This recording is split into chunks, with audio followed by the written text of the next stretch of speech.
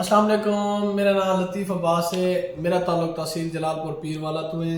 मैं पिछले कुछ दिन पहले अपने दफ्तर की वीडियो बनाई है कि सऊदी अरब के डिलीवरी वीजे है पे मोटरसाइकिल डिलीवरी दे उनदे विच काफ़ी दोस्तों ने मेरे को आखे कि तुसा एड्रैस अपना नहीं दसिया, जलालपुर शहर तो है लेकिन अगर एड्रैस नहीं दसिया। मैं जो भी दसे ना अल्हम्दुलिल्लाह के चंद वीजे लग के आ गए मोटरसाइकिल डिलीवरी दे ये फिर उस ते मेरे कन्नै वो वीडियो तो बाद काफ़ी दोस्तें ने काला भी हैं क्योंकि भला तू 14 अगस्त आ गई हर कहीं अपने काम कार भी होंगे तो बे अस पासपोर्ट चाहते हैं सारे वीजे लगा दो और 5 तो 6 पासपोर्ट मेरे दो आ गए मोटरसाइकिल डिलीवरी के वीजे वास्ते।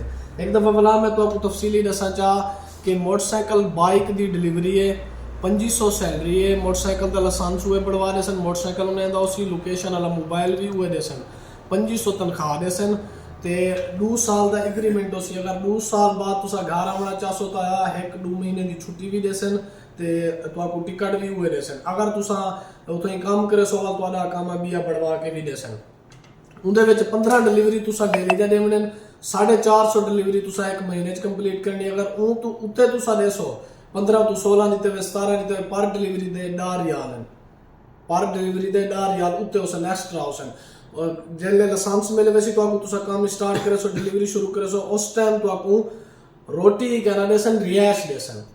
ठीक है, बाकी मैं तो आपको अपना एड्रेस दसा चाह जलालपुर पीर वाला जिला मुल्तान जलालपुर शहर के अंदर भी है। अदालतें कने आसो अगू अदालत क्रॉस करे सो नादरा ऑफिस है, नादरा ऑफिस के बिल्कुल सामने रोड वेंदा पे तारिक जमाल शहीद रोड वो तुसा आसो वराजी रिकॉर्ड सेंटर आवे सी वकीलें दे चैंबर आवे सन ऊ तो अगर मोड़ दे विच ही सारा दफ्तर है अबील ट्रैवल एंड टूर। तुसा आओ इतना विजिट करो और सारे कने उमरा विजिट वीज़ा और टिकटा की भी सहूलियात है और अर्जेंट सहूलियात है। जेड़ा उमरा है उमरा सा तो अलहमदुल्ला 24 घंटे दे विच कंप्लीट देसो।